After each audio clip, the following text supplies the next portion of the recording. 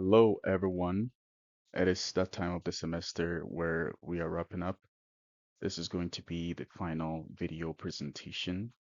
And in today's presentation, I'm going to share a roadmap of my final project, which analyzes the current state of technology leadership within Louisiana school system.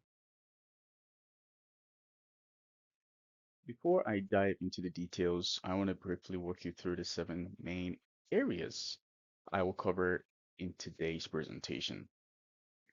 So, first, I will give a quick introduction of the Louisiana K-12 context because that is the focus for that has been the focus for these past 5 weeks. Second, I'll share my assessment of the current technology leadership in Louisiana school system. Third, I will provide key points about educational technology planning. And then fourth, I will outline the major points regarding AI literacy and policy, and then the major challenges to technology leadership.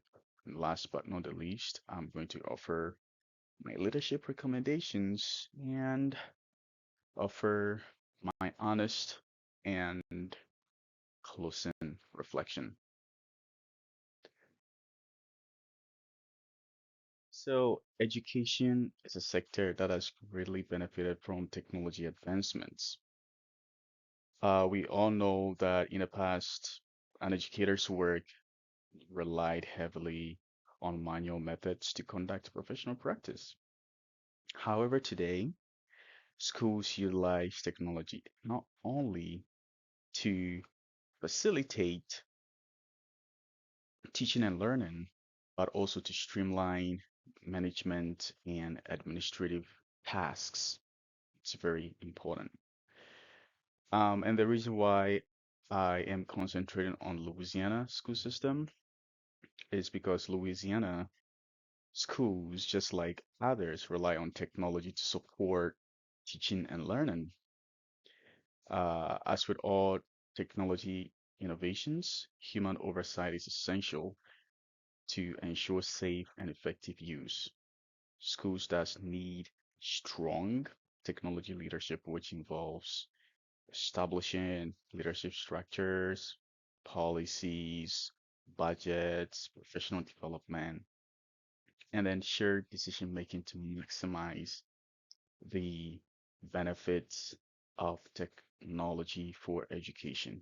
Again, because Louisiana K-12 is grappling with issues regarding AI, cybersecurity, digital equity, data privacy, and teacher capacity, it serves as the context for this technology leadership brief.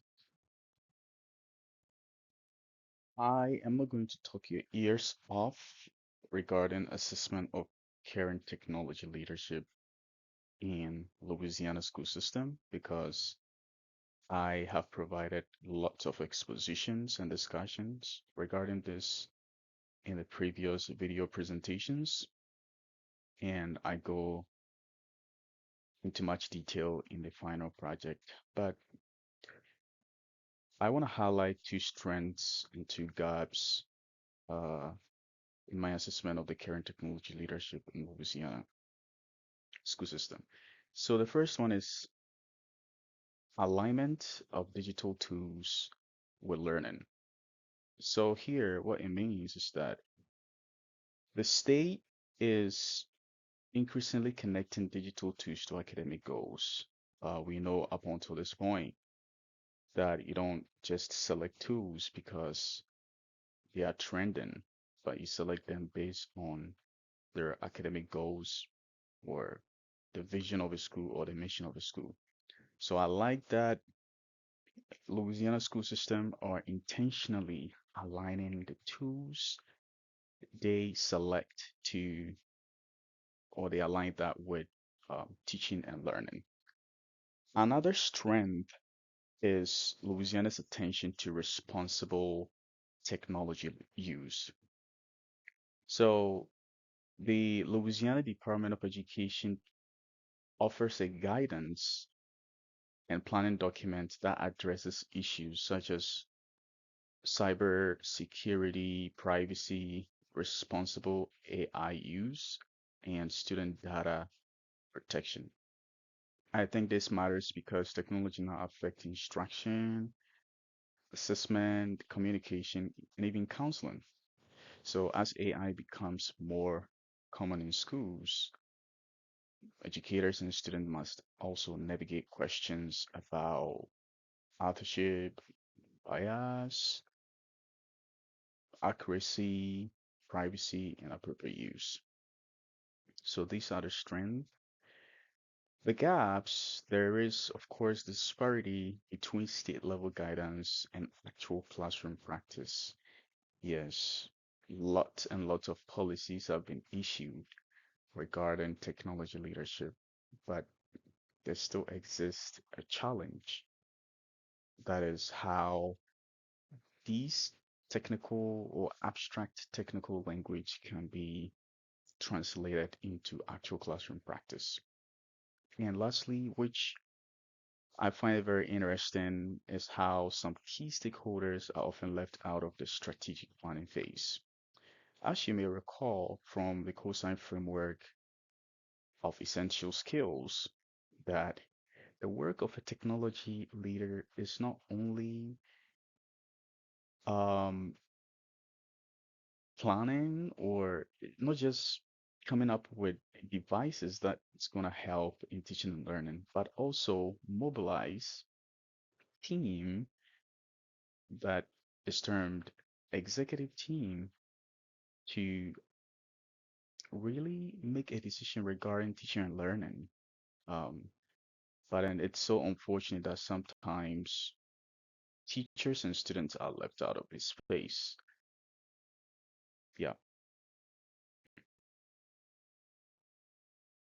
technology planning is absolutely important.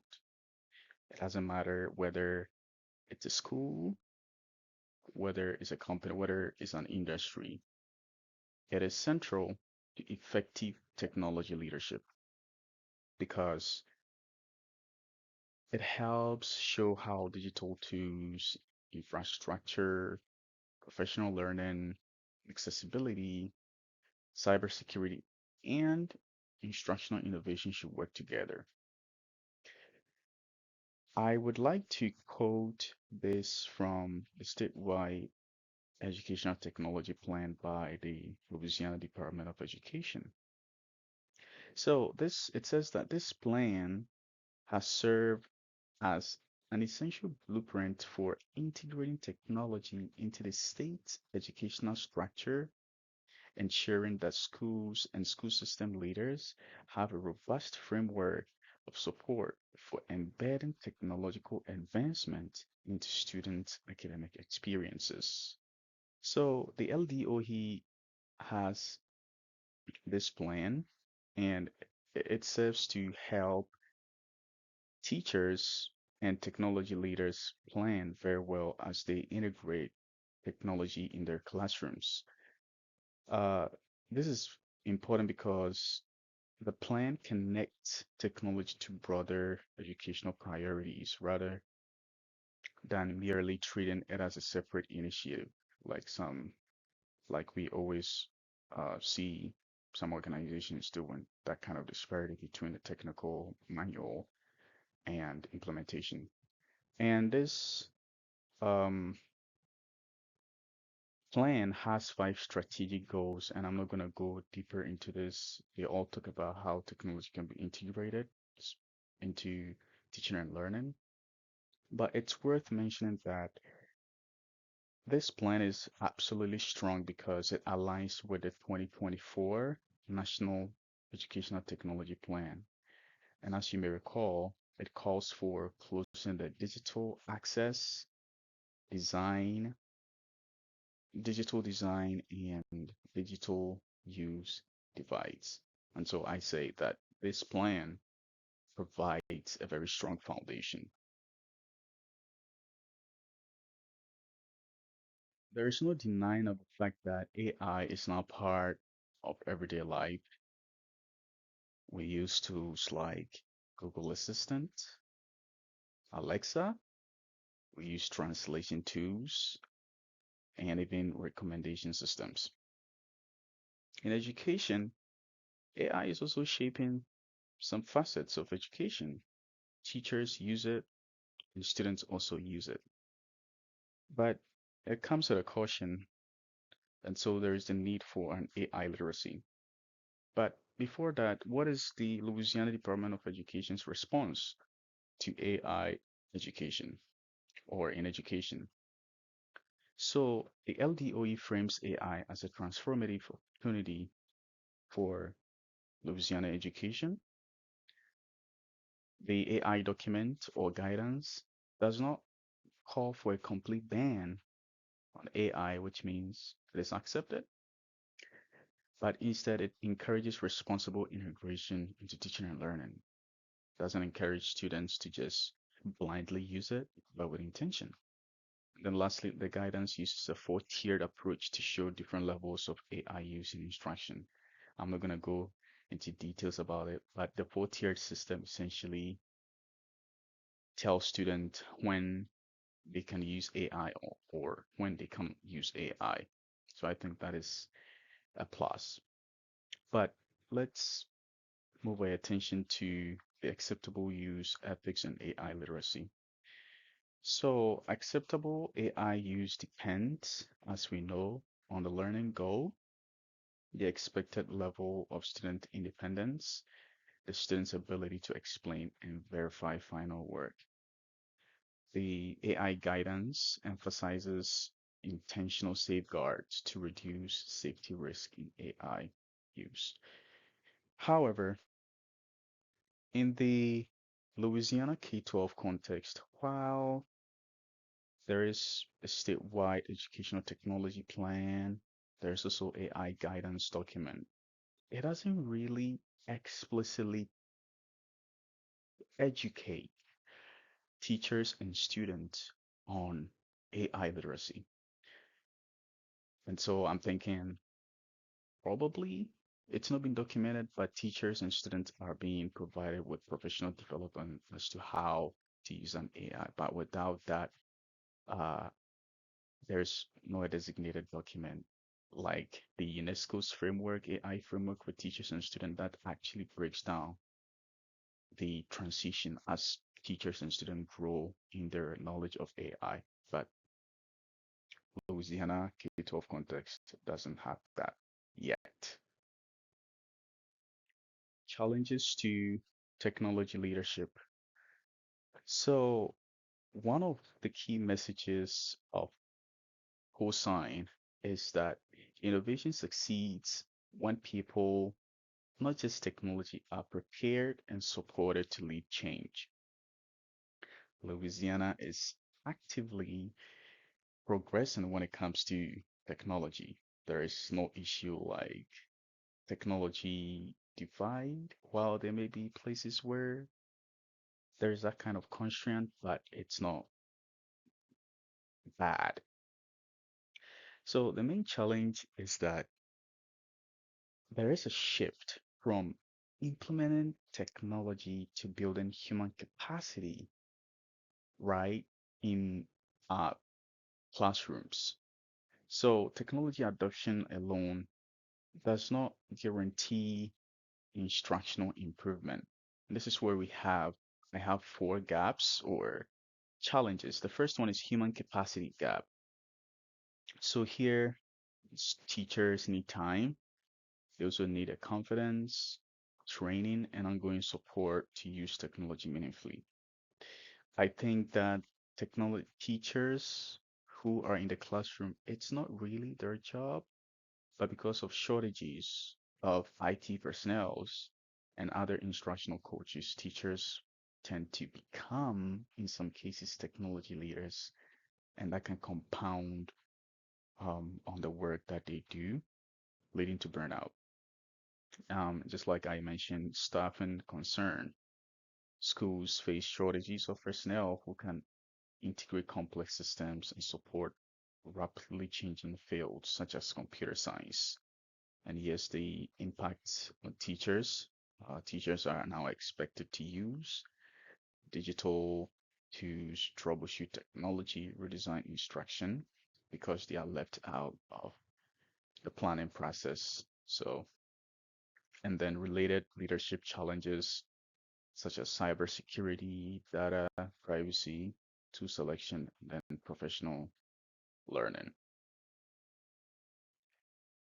These are my top three leadership recommendations. Again, I explained and dive deeper more in my final project. This is just a snippet of what I have already written or drafted.